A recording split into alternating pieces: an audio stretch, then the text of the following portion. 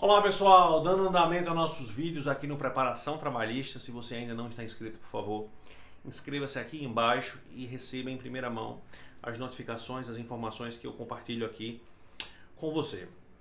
Novos concursos versus novo governo. Toda vez que a gente tem uma transição de governo, é natural que no primeiro momento exista do governo que sai um compromisso em cumprir com algumas coisas que ele pactuou ao longo do tempo. Então a gente vai ver no histórico de autorização de concursos, governos que vão saindo, cumprir com a autorização, cumprir com o pactuado de autorizar alguns concursos, beleza. E com governos que entram uma tendência a segurar esses concursos para pelo menos o segundo ano ou segundo semestre do seu governo.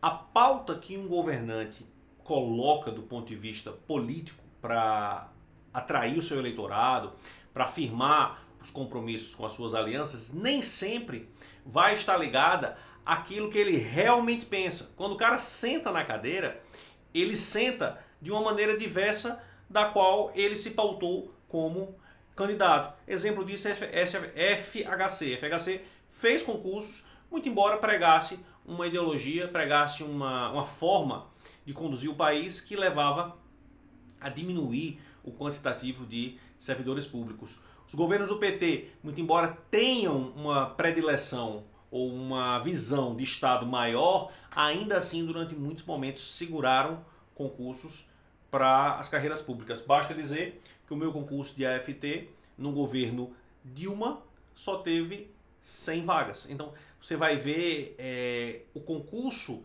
e o governo que está que tá no poder, o partido que está no poder, nem sempre isso tem tanta relevância. O que vai ter mais relevância na minha visão é quanto o Estado pode suportar daquela despesa.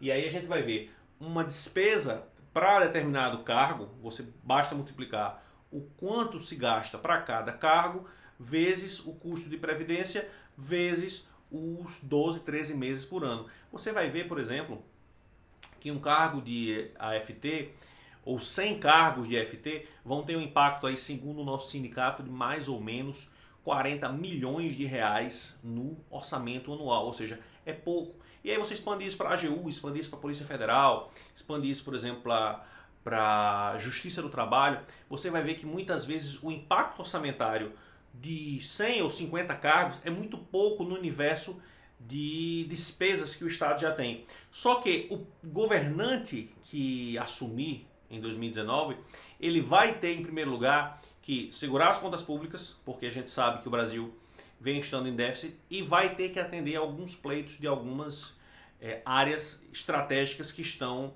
ou que vêm sendo preteridas ao longo do tempo. Daniel, isso deve fundamentar o que eu vou fazer em termos de decisão de concurso público? Na minha opinião, não. Na minha opinião, o cara que não tem opção hoje de deixar de estudar para concurso público, na minha visão, deve continuar estudando. Por quê? Porque o fato de Bolsonaro ganhar, o fato de Haddad ganhar, o fato de eventualmente, não mais agora por já ter passado ao primeiro turno, mas o fato de Ciro ganhar, necessariamente não vai ensejar de antemão uma abertura de concursos públicos ou um cerceamento de concurso público. De antemão isso não vai acontecer. Por quê? Porque o cara vai ter que sentar na cadeira e saber primeiro o que é que está posto para cada área, seja A, seja B. Eu não quero entrar em discussões políticas do ponto de vista de o candidato vai ou não vai fazer aquilo. É muito complicado você exercer tarefas ou exercer missões de futurologia. Eu chegar aqui para você e dizer o que é que vai acontecer no futuro. Não dá para saber, mas se a gente for olhar o histórico passado, a gente vai perceber que muitas vezes a primeira questão que um governante faz é segurar um pouco, frear ali naquele primeiro momento o que ele vai poder, frear a estrutura para analisar e ver o que é que ele pode fazer, e em segundo momento ir soltando ao longo do tempo.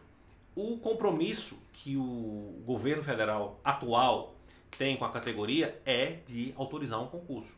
Não só do ponto de vista do Ministério do Trabalho, mas no Ministério do Planejamento e na Casa Civil, há esse acerto branco, vamos assim dizer, sem nada formalizado, para que se autorize um concurso de FT. Esse acerto, se não for materializado até 2018, 31 de 12 de 2018, a autorização, ela vai sair no primeiro semestre de 2019? Não. Ou muito provavelmente não. Só que isso não quer dizer que teremos 4 anos sem concurso, que teremos 2019 e 2020 sem concurso. Para quem acompanha um pouco mais as pautas do Ministério do Trabalho, sabe que as regionais da região norte, elas estão em situação crítica, em situação calamitosa. Lotações que deveriam ter 30, 40 auditores, às vezes tem 5, e óbvio, as demandas ficam restritas ao máximo, ou o mínimo possível, e aquele máximo do que tange a riscos graves e iminentes, trabalho escravo, trabalho infantil, uma coisa ou outra que com aquele pouco quantitativo de colegas pode ser feito. Então, se você tem dúvidas a respeito de se deve manter-se estudando, sim, mantenha-se estudando. E, se possível, abra um pouco mais o leque. Veja algumas áreas que tenham afinidade com o que você estuda. Veja áreas com as quais você gostaria de estudar. Pense, por exemplo, em concursos estaduais, concursos municipais. Eventualmente, você pode vir a se surpreender e, como muitos que eu conheço, na batalha por um cargo de FT, passar em alguma outra coisa, se acomodar relativamente por ali, e então, quando venha o concurso, prestá-lo, que eu espero, claro, que venha o quanto antes. Um abraço, até mais!